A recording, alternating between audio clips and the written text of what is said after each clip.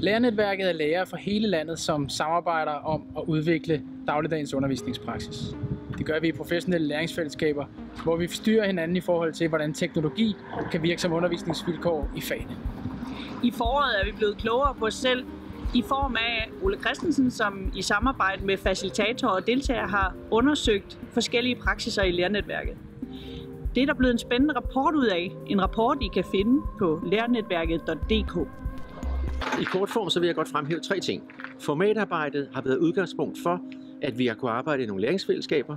Vi har været undersøgende på, hvordan undgår vi, at undervisningsformater, der ligger på nettet, bliver til en digital kirkegård. Hvordan kommer vi et andet sted hen, hvor det bliver brugt til pædagogisk og didaktisk refleksion. Vi har også været undersøgende på, hvordan et netværk i langt højere grad kan bruges til ikke noget uforpligtende, ikke noget interessebårent kun, men til at blive et forpligtende læringsfællesskab, hvor vi gør noget sammen, hvad angår det pædagogiske og didaktiske. Så endelig har vi også været undersøgende på, hvordan kan vi finde en ny form for viden, hvordan kan vi arbejde med en vidensform, som både er praksisnær og rummer praksisrefleksion, men som måske ikke er videnskabelig i sin form oprindelig, men som bygger på viden om praksis, viden om professionen, professionens egen viden om praksis.